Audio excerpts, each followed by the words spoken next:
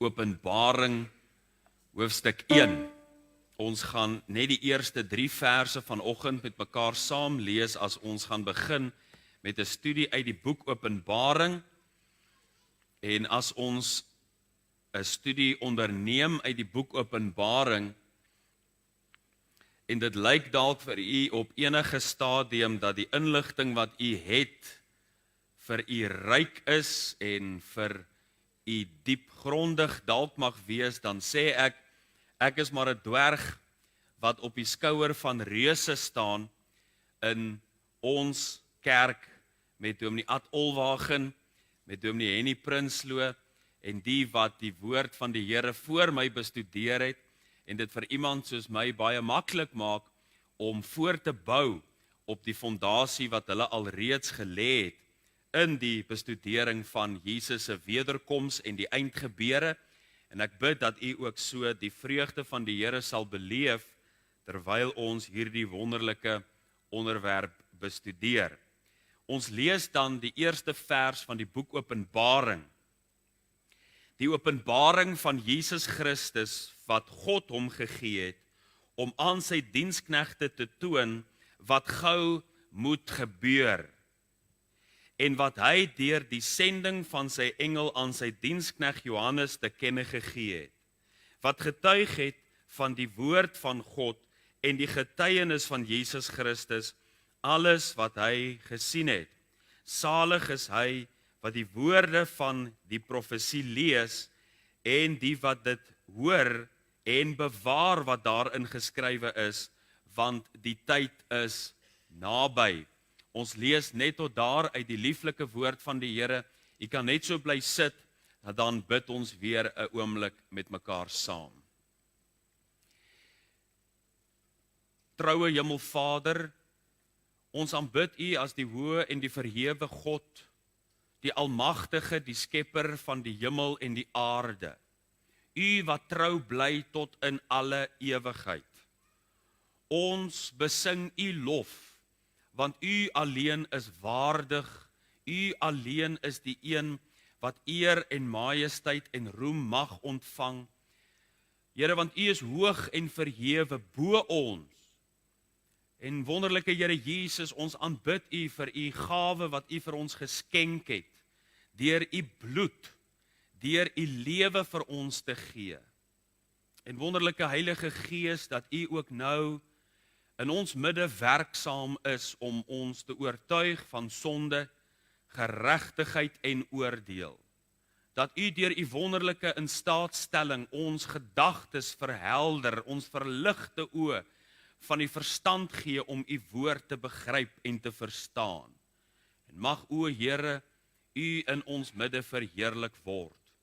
Ons bid vir ons gemeente, vir elke een wat dalk met vakansie of met verlof is of op die paaie heen is, dat U hulle trou sal bewaar, dat hulle ook sal ervaar U goeie hand is met hulle. Dan bid ons Here vir elke kranke liggaam in ons gemeente, elke een wat nodig het dat U, Here Jesus, met U deurboorde hand, U hand op hulle liggaam sal kom plaas. Ons bid vir elkeen wat hierdie week verjaar, dat U ook in hulle nuwe lewensjaar U goeie guns, U goeie hand met hulle sal hou, om hulle ook so te versterk en te ondersteun. Dankie dat ons op U kan reken vir elke faset van ons lewe.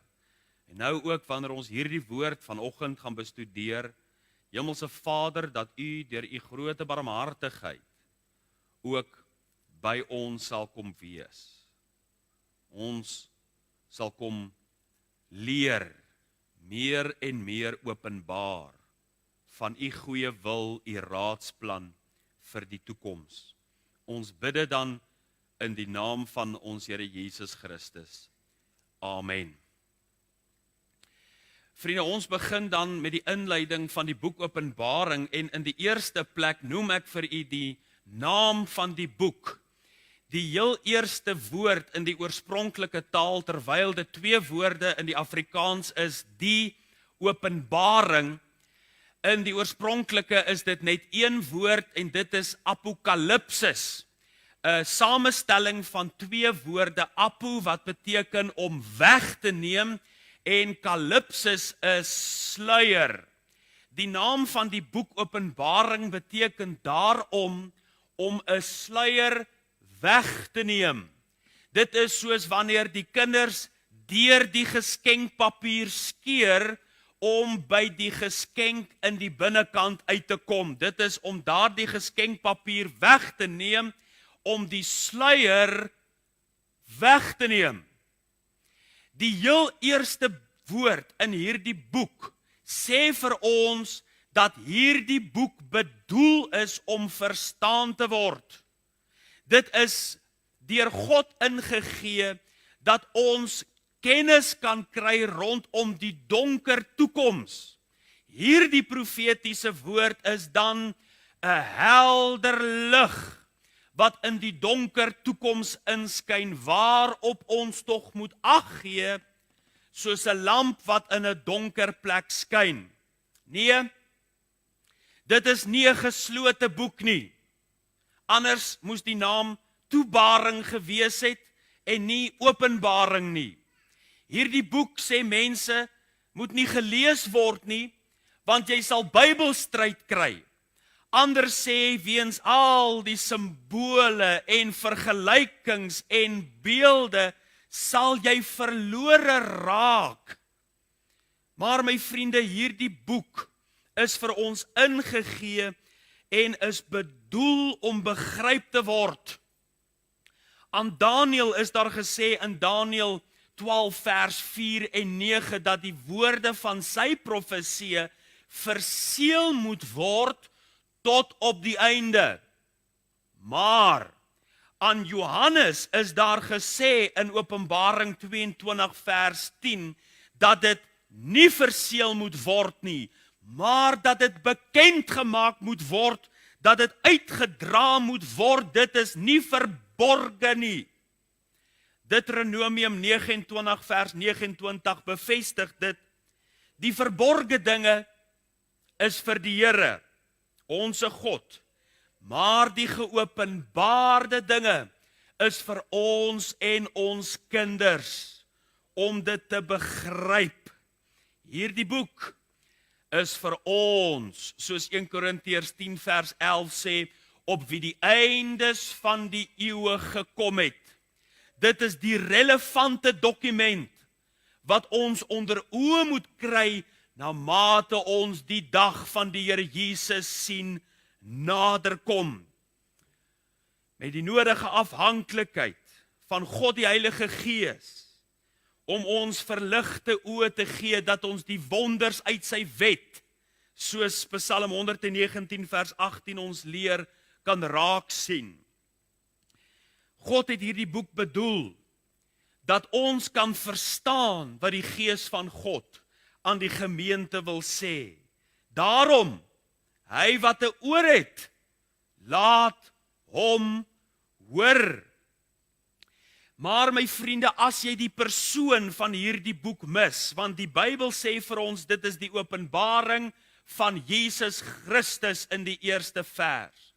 As jy die persoon van hierdie boek mis, dan mis jy die boodskap van die boek Openbaring. As u die boek en die profetiese woord van Openbaring bestudeer, en jou verhouding met die Here Jesus Christus neem nie toe en word sterker nie, en jy bestudeer maar net die profetiese woord, om te weet wat in die toekoms gaan gebeur, dan doen jy dit om selfsugtige redes. U sien, want Jesus het gekom met 'n boodskap, maar die verskil is, hy is die goeie nuus.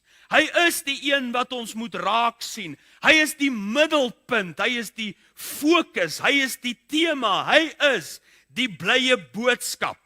En soos Openbaring, soos Genesis 3 vers 15, die moederbelofte gesê het, dat die verlosser gebore sal word, so leer die boek Openbaring ons van die volëinding en die vervulling van die heerlike koninkryk van Jesus Christus.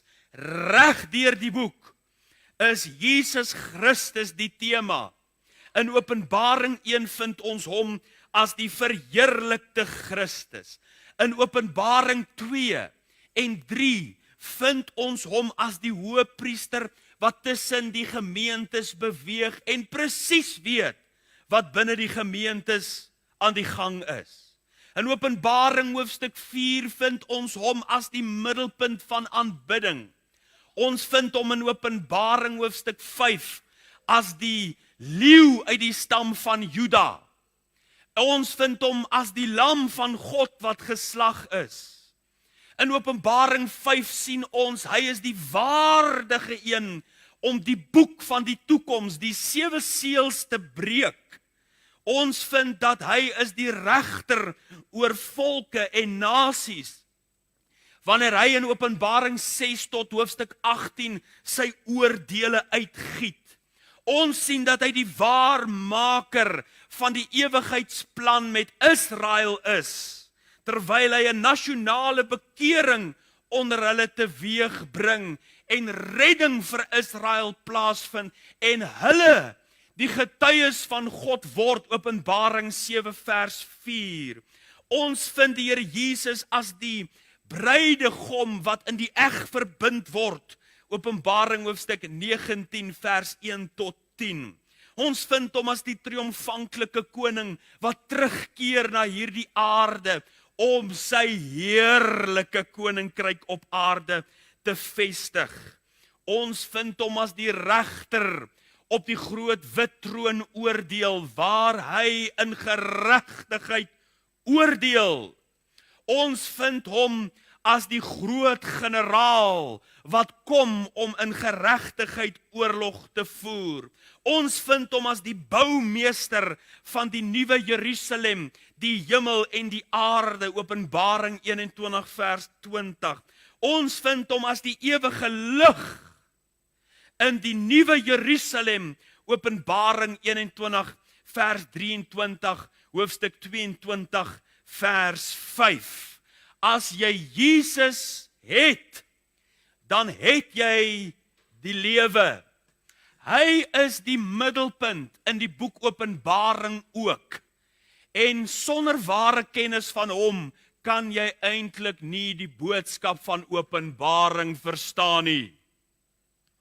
Want dit is in die lig van sy heerlike wederkoms, sy triomfanklike koninkryk, die heerlikheid wat wag, dat sy aardse lyding sin maak. Want as dit nie was vir sy wederkoms en die heerlikheid daarna nie, dan vra ons die vraag, waar is die nakroos, soos Jesaja 53 vers 10 ons leer, die heerlike vrug, die blydskap wat wag, in die lig van die tragedie van die kruis. Dan maak die boek Openbaring vir ons sin. Maar die volgende, kyk wat sê vers 1, om aan sy diensknegte te toon. Hierdie woord toon word in Engels ook vertaal met signified. Dit beteken letterlik dat God aan sy diensknegte beelde en simbole gaan gee om te toon wat gou moet gebeur. Die karakter van hierdie boek is daarom die van simbole en beelde. Ons vind dat daar 7 goue kandelaars is in Openbaring 1 vers 12. Daar is 7 sterre in die regterhand van die Here Jesus in Openbaring 1 vers 16. Daar is 'n draak in Openbaring hoofstuk 12 en 'n vrou wat met die son beklee is en die maan onder haar voete. Ons vind in Openbaring hoofstuk 13 'n dier wat uit die see uit opkom met 7 koppe en 10 horings. Hierdie is 'n boek van beelde en van simbole. Maar nou 'n ernstige waarskuwing in die lig van hierdie beelde en simbole. Die fout wat mense maak en daarom dat hulle in 'n Bybelstryd met die boek Openbaring gaan, is dat hulle hierdie beelde en simbole simbole vergeestelik. Hulle neem hierdie figuurlike taal en koppel allerhande geestelike en vergeestelikte boodskappe daaraan. In teologiese terme praat ons van hulle allegoriseer die boodskap van die Bybel. Hulle plaas inlegkunde in die boodskap van die Bybel, plaas waarde aan sekere dinge wat die Bybel self nie daaraan koppel nie. En dit bring skade aan gelowiges. Dit maak dat mense deur mekaar raak en gruwelik dwaal. Die enigste ware manier om die profetiese woord te verstaan is om die letterlike waarde van die simbole raak te sien. Al die vergelykings wat daar is, word tog mos nou met iets vergelyk. Iets wat 'n letterlike gevolg het. Daarom is die enigste gesonde manier om die simbole en die beelde van die boek Openbaring te verklaar, is om skrif met skrif te vergelyk. Ons moet toelaat dat die Bybel self sê wat beteken die beelde en die simbole. Die 7 kandelaars word verduidelik in Openbaring 1 vers 20, wanneer die antwoord kom, dit is die 7 gemeentes. Die 7 sterre in die regterhand van die Here Jesus word in dieselfde Openbaring 1 vers 20 verklaar, wanneer ons daar leer dat dit die leierskap is wat in die hand van die Here Jesus is. Die dier wat uit die see uit opkom in Openbaring hoofstuk 13 met die 7 koppe en die 10 horings is die antichrist. As u Openbaring 19 vers 20 en 2 Tessalonisense 2 vers 8 met mekaar vergelyk.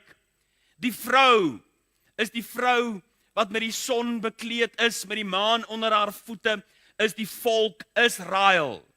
Die draak van Openbaring hoofstuk 12, kom ons hoor wat sê die Bybel, wie is die draak? Openbaring 20 vers 2 gee die antwoord van die draak van Openbaring hoofstuk 12. En hy het die draak gegryp, die ou slang wat die duiwel is en die Satan is, en hy het hom gebind 1000 jaar lank. U sien, die Bybel moet self verklaar wat met al hierdie beelde en simbole bedoel word. Die oudste manier om die profetiese woord te verstaan is juis die letterlike verstaan. Dit is hoe die kerkvaders die teks toegepas het. En ook, u dink dalk, waar is ons nou? Is ons nie dalk nou vreemd en van ons looitjie getik om hierdie beelde en simbole letterlik te verstaan? En my vriende, dit was ook so in die gereformeerde kerke in ons land, dat hulle die teks as letterlik verstaan het. Ek lees vir u wat skryf professor Johan Melan. Hy sê daar was egter beter tye in Suid-Afrika, toe baie van die gereformeerde teoloë, predikante en lidmate die letterlike vervulling van Bybelse profeseë geglo het. 'n Geesgenoot en produk van hierdie teoloog, Dr. D.R. Snyman, wat 'n NG predikant in Stellenbosch was 'n baie bekende Giliastiese skrywer, wat verskeie artikels in die tydskrif Kyk, hy kom gepubliseer het.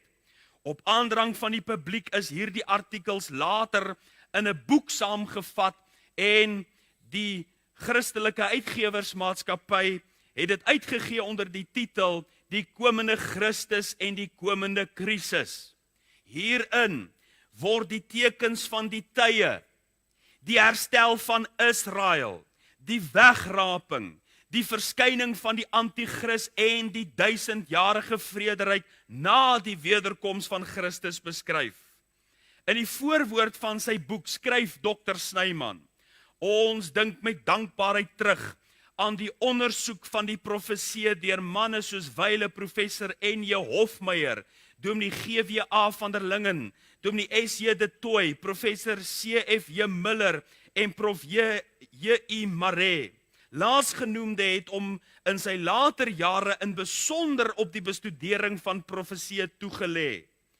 Hierdie jare, kort na die stigting van die kweekskool op Stellenbosch, is egter lankal verby. Sedertdien het die vergeestelikingsteologie vanaf die Vrye Universiteit in Holland hierheen oorgewaai, omdat baie teoloë vir nagraadse studies daarheen gegaan het. Mettertyd het die lig van die profetiese woord in die gereformeerde kringe as gevolg van die nuwe siening uitgedoof geraak. U sien, ons voorvadere in hierdie land het ook geglo aan die letterlike vertolking van die profetiese woord. En het later jare onder leiding van professor Johan Heyns op die universiteit, het hulle dit verander na die allegoriese verstaan van die profesie. Daarom is dit nie vir ons 'n nuwe leer om dit so te aanvaar nie. Ons is eerder die wat gebly het by dit wat die vroeëre professore op die stigting van Stellenbosch se kweekskool in dit wat hulle geglo het. Ons het eerder daarby gebly en nie daarvan afgewyk nie. Die karakter van die boek. Maar die doel van die boek, kyk wat sê vers 1 verder, om aan sy diensknegte te toon wat gou moet gebeur. Daar is baie mense wat behep is met die toekoms en gewoonlik dan uit selfsugtige redes om te weet wat hierna gaan gebeur. Daarom lees baie gedurende die week die horoscopes en hulle kyk na allerhande krewe en skorpioene en allerhande sterretekens om vir hulle nou te sê wat op die komende week vir hulle wag. Daar is andere weer wat daar by 'n 1972 karavet, 'n gypsy karavet iewers op 'n verlate hoek gaan inloop, want daar binnekant glo is iemand wat deur kaarte of 'n kristalbal vir hulle kan sê wat in die toekoms gaan gebeur. Daar is selfs vandag applikasies op jou selfoon wat vir jou die toekomskwansies kan uitlê. Al hierdie is maar simptome van selfsugtige mense wat wil weet wat gaan met hulle gebeur. Alles verfoeide pogings om te sien wat nie sigbaar is nie. Maar daar is net een wat die toekoms in sy hand hou, wat aan sy diensknegte kan toon wat gou moet gebeur. En dit is die raadsplan wat in die hande van God is, rondom Jesus Christus en sy koninkryk. Daar is net een betroubare bron, en dit is die woord van God. Dit is juis omdat die doel is om te wys wat in die toekoms gaan gebeur, dat ons hierdie verstaan as letterlik en futuristies. Dit lê in die toekoms. Die sleutelvers van die boek Openbaring is Openbaring 1 vers 19 waar 3 tydvakke aangedui word. Skryf die dinge op wat jy gesien het, verlede, dit wat is, hede, sowel as dit wat gaan gebeur, die toekoms. Dit is die doel van hierdie boek, om te wys wat ons nog nie gesien het, om te wys wat in die toekoms gaan gebeur, die misterie van die toekoms weg te neem en dit aan die diensknegte van die Here God te toon. Daarom verstaan ons dat alles van Openbaring hoofstuk 4 nog, en ons sal dit later verder verduidelik, waarom ons van daardie punt af vorentoe beweeg, sê ons lê nog in die toekoms. Ons sien daarom die boek Openbaring as 'n profetiese geskrif wat vorentoe wys. Professor Johan Spies gee 'n opsomming van ander invalshoeke. Hy sê daar is preteriste. Dit is die wat glo die boek Openbaring het eintlik alles in vervulling gegaan in 70 na Christus. En dat die oordeele waarvan 'n mens lees in die boek Openbaring eintlik wys op die vernietiging van Jerusalem en die tempel deur Titus die Romeinse generaal in 70 na Christus. Dan is daar ook natuurlik die idealiste. Hulle neem die boek Openbaring as 'n soort simboliese algemene waarde om die stryd tussen lig en duisternis uit te beeld, om vir ons te wys dat goedheid altyd oor sleg gaan seëvier. Dan is daar ook die historiese beskouing wat sê dat alles van 95 na Christus vorentoe in die boek Openbaring beskryf word. En as 'n mens lees van die vervolging wat in die boek Openbaring is, dan is dit eintlik nie die stryd van Israel nie, maar dit is die stryd wat oor die kerk sou kom. Ons noem dit die vervangingsteologie. Hulle vervang Israel en hulle maak dit op die kerk van toepassing. Daarom as 'n mens dinge van Israel leer en dit wat oor Israel gaan kom in die boek Openbaring, omdat hulle in die verdrukking sal wees, dan maak hulle dit van toepassing op die kerk. Die vervangingsteologie gaan gepaard met die historiese beskouing dat alles is 'n geskiedenisvertelling tot uiteindelik op die wederkoms van die Here Jesus Christus. Ons sal bewys dat oor die jare in die eskatologie hierdie perspektiewe eintlik al verkeerd bewys is, soos ons voortgaan in ons studie in die boek Openbaring. Maar vyftens sien ons die agent van die boek. Kyk wat sê vers 1 verder. En wat hy deur die sending van sy engel. Ja, die skrywer van hierdie boek het 'n toergids gehad, soos 'n eiendomsagent, 'n potensiële koper deur 'n huis neem om daardie koper alles te wys en te begelei in die koop van daardie huis. So is daar 'n agent in hierdie boek. En dis nie vreemd dat God 'n engel gestuur het nie, want ons weet Hebreërs 1 vers 14 leer ons dat engele uitgestuur word as dienende geeste ter wille van die wat die saligheid beerwe. En hier word 'n engel nou gestuur. Sy naam word nie in hierdie boek genoem nie, maar ek is seker daarvan eendag as ons volmaakte kennis gaan hê, dat ons nie verbaas sal wees om te sien dat hierdie engel eintlik Gabriël is nie.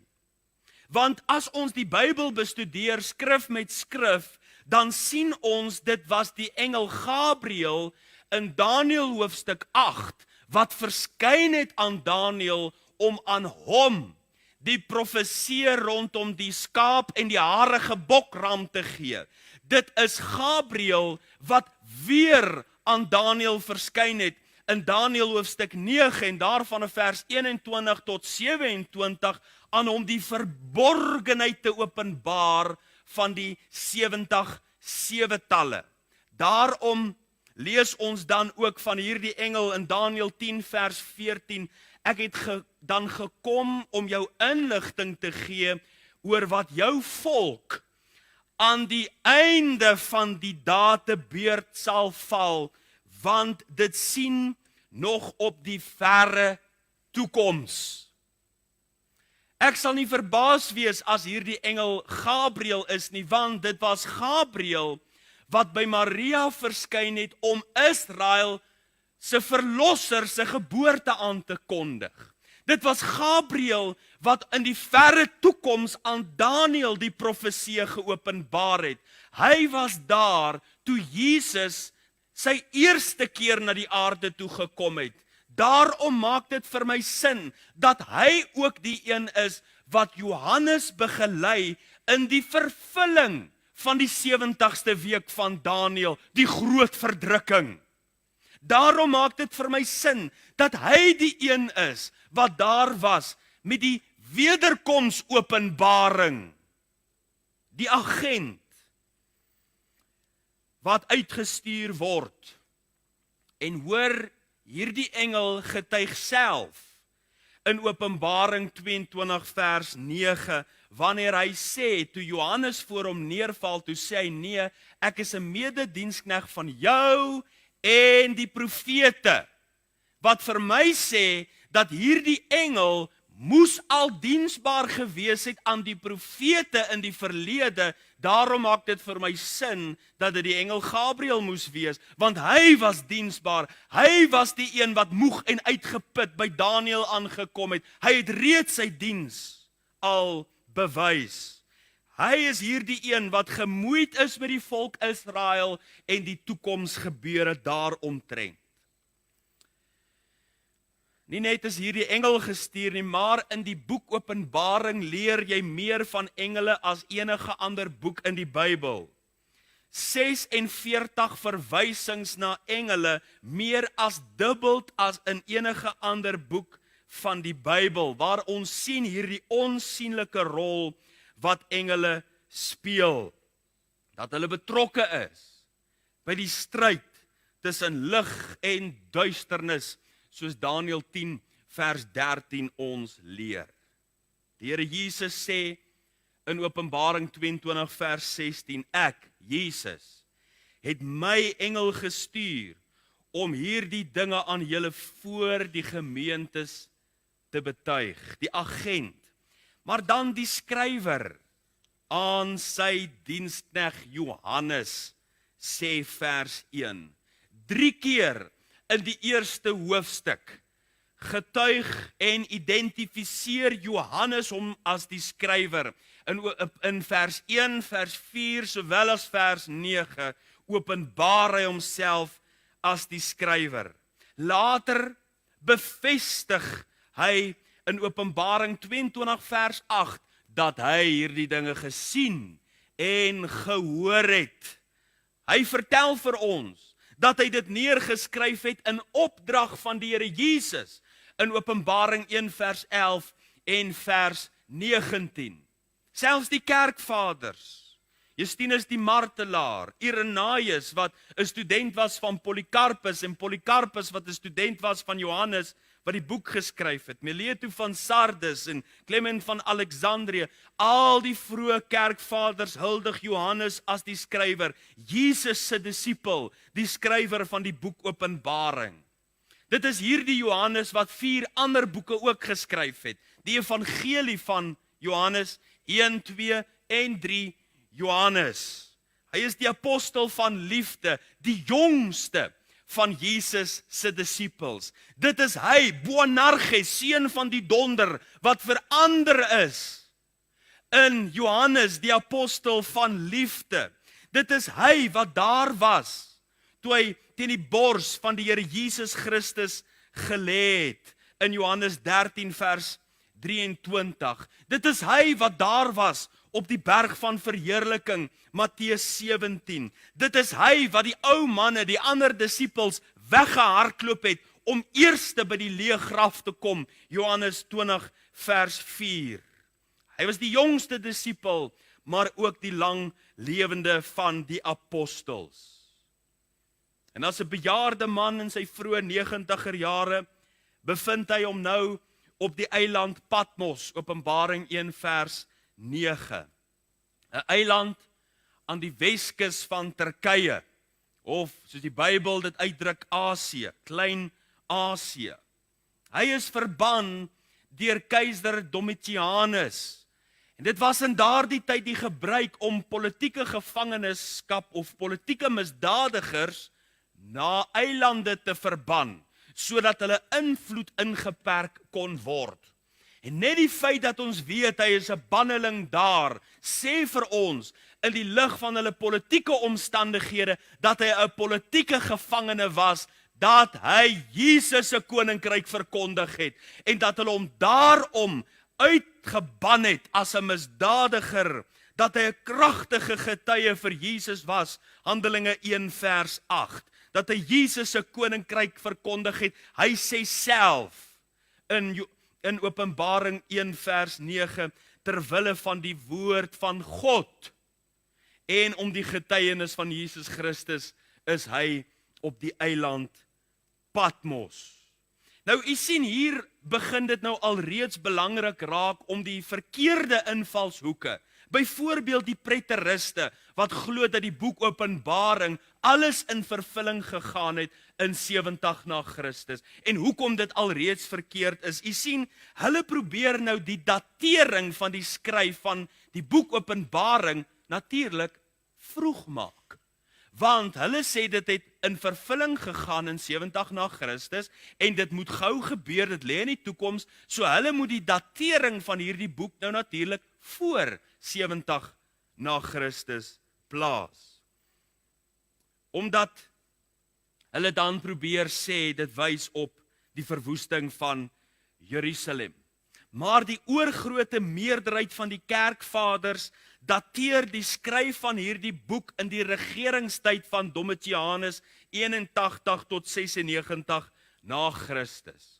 Mense wat kontak gehad het met Johannes sê dat dit geskryf is in die tyd van Domitianus en nie in die tyd van Nero nie. Sou dit wees in die tyd van Nero van 64 tot 68 na Christus, dan beteken dit die meeste van die apostels moes nog gelewe het. En hulle het dikwels van mekaar se briewe melding gemaak. Dink byvoorbeeld aan 2 Petrus 3 vers 16, waar Petrus sê, Paulus se werk is soms moeilik om te verstaan, maar daar is geen kommentaar wat een van die apostels lewer op die openbaring van Johannes nie, want al die ander apostels was al dood. U sien, en dan ook verder, maak dit nie sin dat die boek vroeg gedateer is nie, maar eerder later gedateer moet word. In die sin, dat dink byvoorbeeld aan Paulus, wanneer hy skryf aan die Efesiërs gemeente. In Efesiërs hoofstuk 1 vers 15, betuig en getuig Paulus van die Efesiërs se liefde. En dat hulle liefde onder mekaar het, en dat hulle liefde 'n getuienis is. Maar wanneer Johannes dan skryf hy aan die Efesiërs, God het dit teen hulle, dat hulle eerste liefde verlaat het. Daarom aanvaar ons, dat die boek Openbaring eerder geskryf is in 95 na Christus.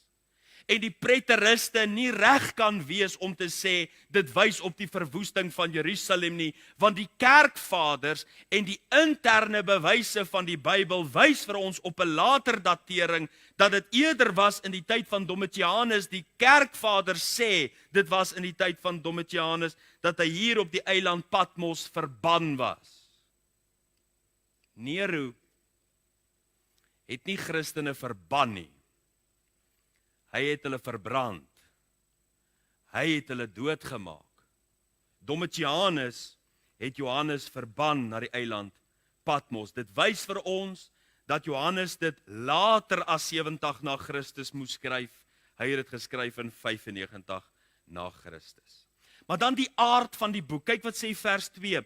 Wat getuig het van die woord van God en die getuienis van Jesus Christus. Let op hierdie woorde, die woord van God. Dit is die aard van hierdie geskrif.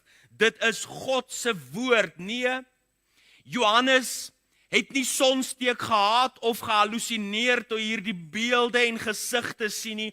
God het dit aan hom geopenbaar, sy ewige raadsplan aan 'n mens geopenbaar. Want Jesaja 45 vers 11 sê, so sê die Here, die Heilige van Israel en sy Vormeerder, vra my aangaande die toekomstige dinge.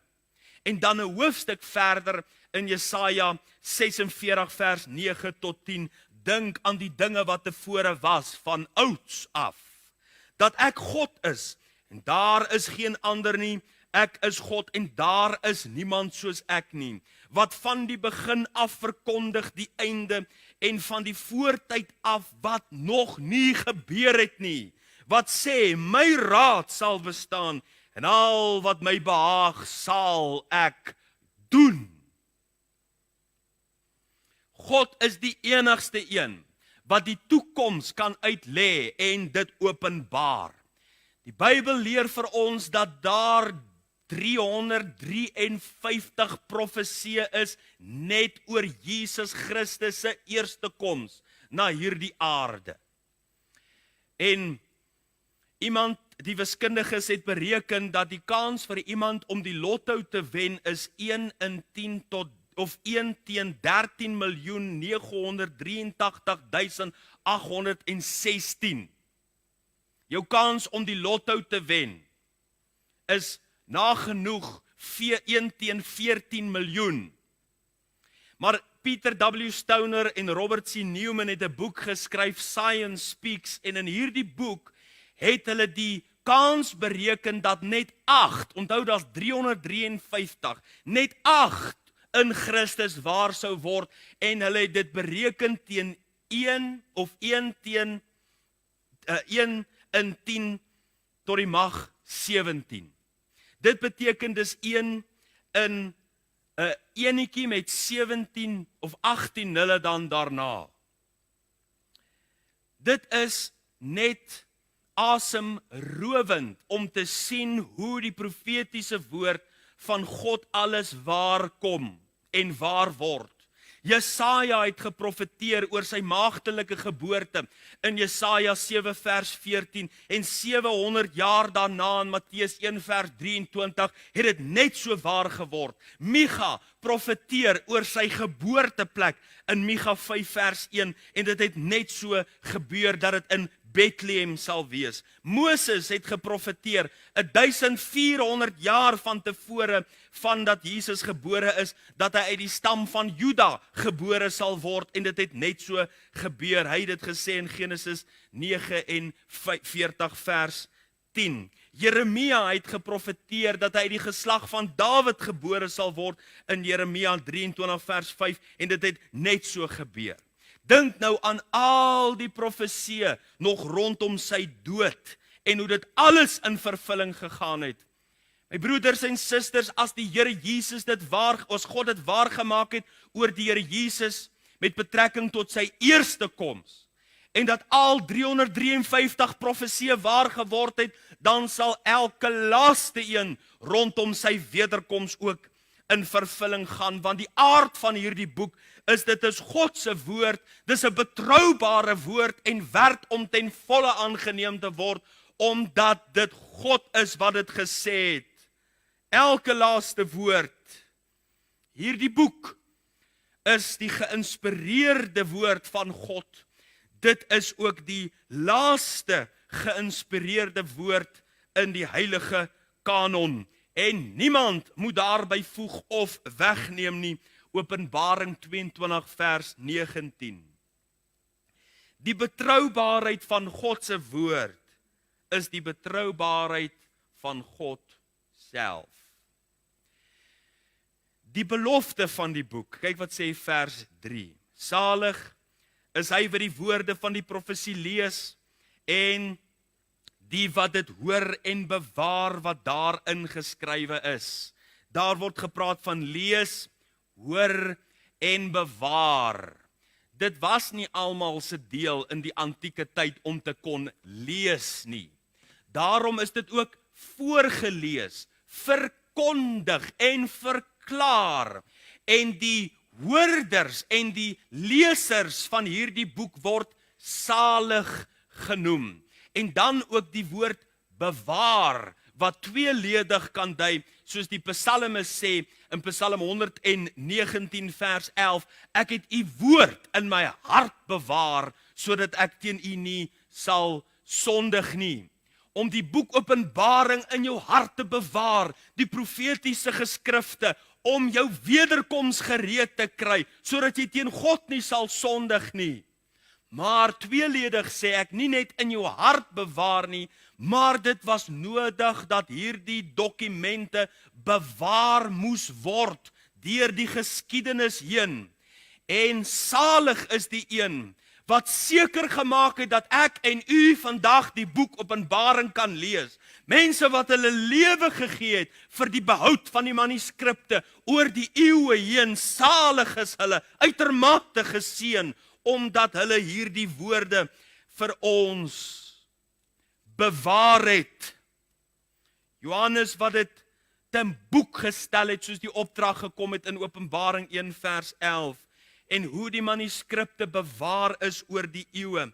Dr. Henny Prinsloo skryf dan oor hierdie sewevoudige saligsprekinge van die boek Openbaring. Salig is die student van Bybelse profeseë en wat dit gehoorsaam, Openbaring 1 vers 3, 7 saligsprekinge. Salig is die kind van God, die wat in Christus sterwe, Openbaring 14 vers 13. Salig is die wat wederkoms gereed is, Openbaring 16 vers 15. Salig is die wat deel het aan die bruilof van die lam, Openbaring 19 vers 9. Salig is elke een wat deel het aan die eerste opstanding, Openbaring 20 vers 6. Salig is die een wat die boek Openbaring hoogag en sorg dat dit versprei word, Openbaring 22 vers 7. Salig is elke een wat aan God se woord gehoorsaam is, Openbaring 22 vers 14. Hierdie is die enigste boek in die Bybel wat direkte seën beloof aan die een wat die boek bestudeer, die een wat dit liefhet, wat dit bewaar, wat ag gee op die Bybelse profeseë. My vriende, ons moet nie die waarde van 'n studie uit die boek Openbaring onderskat nie. Miskien is daar wat sê, man, wat kan ons nou nog geleer word? Miskien is daar van u of van mense wat sê, ek het nou al alles gehoor wat gehoor kan word. Die seën wat beloof word vir die een wat dit bestudeer. Hoe dikwels lees ons die Bybel? Ons lees 'n gedeelte wat ons al baie gelees het en dan sê jy het iets nuut raak gelees wat jy nog nooit van tevore gesien het nie. Ons moet nie die waarde van 'n studie in die boek Openbaring onderskat nie. Dit hou seën in vir elke een wat dit bestudeer, vir elke gemeente wat hulle hart en hulle innerlike wese rig op die bestudering van profeseë, om gereed te wees. Ons het dit in die tyd waarin ons lewe weer brood nodig om te sien wat God se woord leer, want dit is soos Paulus sê in 2 Tessalonisense 2, mense word verskrik in die tyd waarin ons lewe. Dis asof hulle verstand verloor, wanneer hy dan sê, moenie gou verskrik word of julle verstand verloor nie.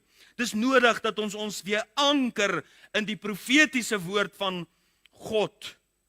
En ons moet ook nie die seën wat daaruit voortvloei onderskat nie. Die woord makarios wat hier gebruik word vir salig, is die woord wat beteken uitermate geseën. Hoekom kan ons ook uitermate geseën wees? Want, my broeders en susters, hierdie boek leer vir ons van oordeel wat op hande is.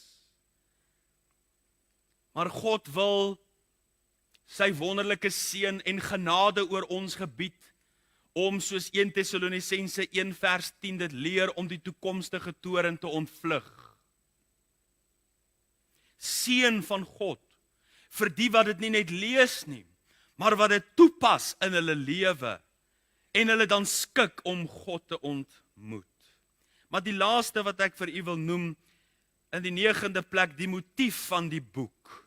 Kyk wat sê vers 3, want die tyd is naby.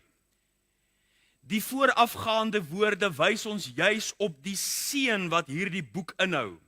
Waarom dan hou dit vir ons seën in? Ons het nou vir mekaar gesê, dit is omdat daar oordeel op hande is, en dan kom hierdie motief van die boek na vore, om ons dringend te waarsku.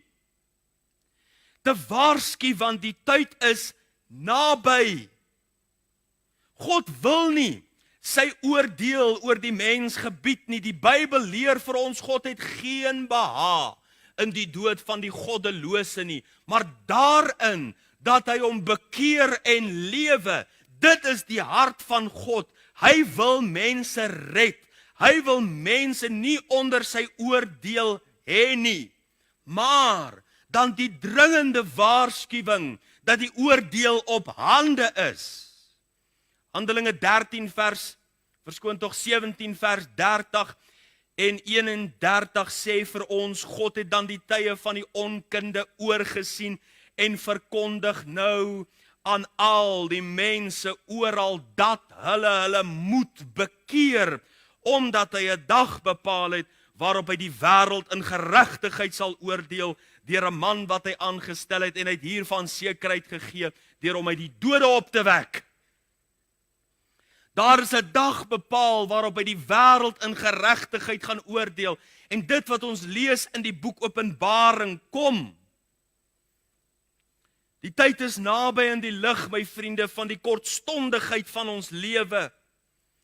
By geleentheid sê 'n man, wel, Jesus het nou nog nie eens gekom vir 2000 jaar nie. So asof hy nou al vir 2000 jaar wag, die volle 2000 jaar wag. My vriende, die werklikheid is dat daardie persoon vinniger voor Jesus gestaan het as wat hy gedink het. Hoe lank het ons in die lig van die kortstondigheid van ons lewe, in die lig van die feit dat elke een van ons miskien binne 5 jaar, binne 10 jaar, dalk binne 'n jaar voor God sal staan, binne 'n dag of 2, wie weet wat die dag van môre inhou. Ons moet verstaan in die lig van die kortstondigheid van die lewe, dat 'n mens se lewe is maar 70 of 80 as hy sterk is, sê Psalm 90 vers 10. Ons lewens is soos die gras van die veld, en die blomme, sê Petrus, die gras verdor en die blom val af, in 1 Petrus 1 vers 24, u kan ook Job 14 lees. Jakobus sê, ons lewe is maar soos 'n damp, wat vir 'n kort tydjie verskyn en daarna verdwyn. Die ernstige waarskuwing van die boek Openbaring, die tyd is naby. Maar die tyd is naby nie net in die lig van die kortstondigheid van ons lewe nie, maar ook in die lig van die ewigheid. Wanneer ons dan verstaan dat vir God is 2000 jaar 'n oogwink, soos Psalm 90 vers 4 ons leer, 'n dag is soos 1000 en 1000 is soos 'n dag. Dit is in die lig van daardie konteks. U kan nou gaan lees wat sê Petrus in 2 Petrus 3 vers 8. Dan haal hy hierdie vers aan wat Moses gesê het in Psalm 90 vers 4. En dan sê hy in vers 9, in die lig van die ewigheid, God vertraag nie die belofte, so sommige dit vertraging ag nie, maar hy is lankmoedig. En wil nie hê dat sommige moet vergaan nie, maar dat almal tot bekering kom. U sien, God wil hê mense moet gered word in die lig van die ewigheid. Wat die ewigheid is 2000 jaar van Jesus se afwesigheid op aarde, maar 'n oomblik en 'n oogwink. Daarom kan ons nog steeds sê, al is hy nou bykans 2000 jaar weg. Wat is dit? Oor 11 jaar presies 2000 jaar. Al is hy dan weg vir hierdie tyd, dat dit nog steeds naby is in die lig van die ewigheid, want hy wil nie hê mense moet vergaan nie, maar dat almal gered word. My vriende, Jesus het hierdie verwagting by sy disippels geskep, dat hy enige oomblik kan kom. Jakobus 4 vers 8, die koms is naby. 1 Petrus 4 vers 7, die einde van alle dinge is naby.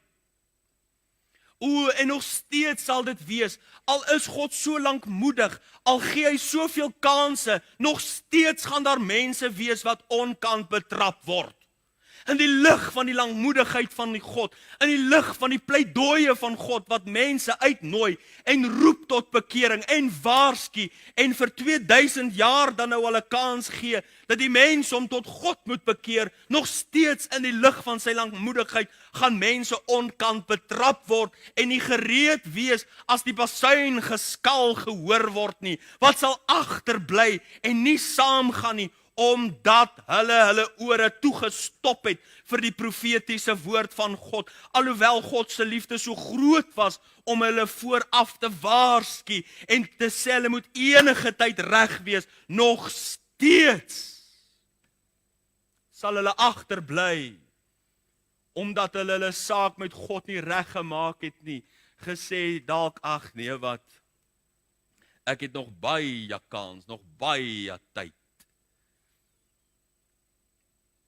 En dan oorval 'n skielike verderf hulle soos die barensnood 'n swanger vrou.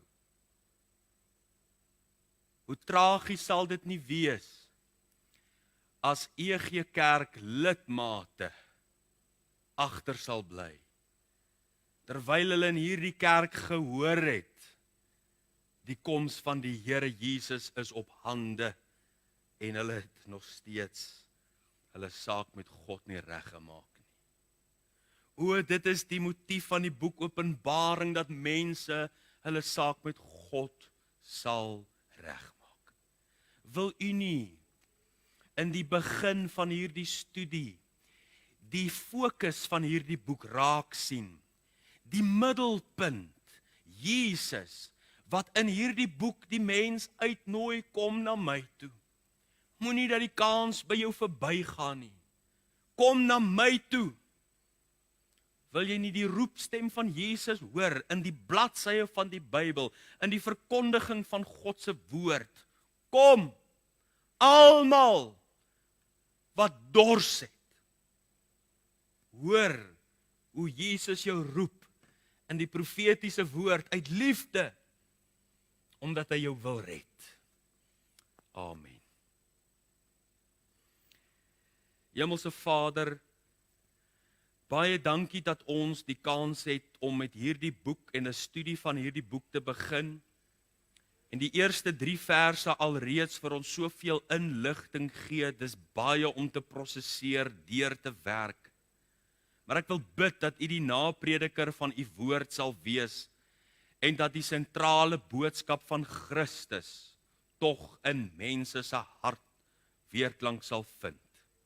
Dat hulle tog daar, wat na hierdie boodskap luister, dalk later of op die internet uitsending sal luister, dat die Gees van God hulle sal oortuig, dat ons die boek Openbaring nie net bestudeer vir selfsugtige redes nie, maar om Christus te sien.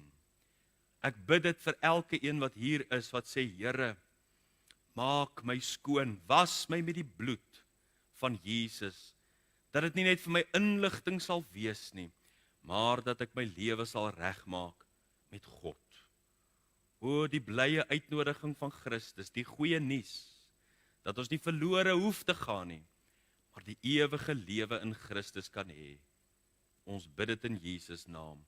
Amen.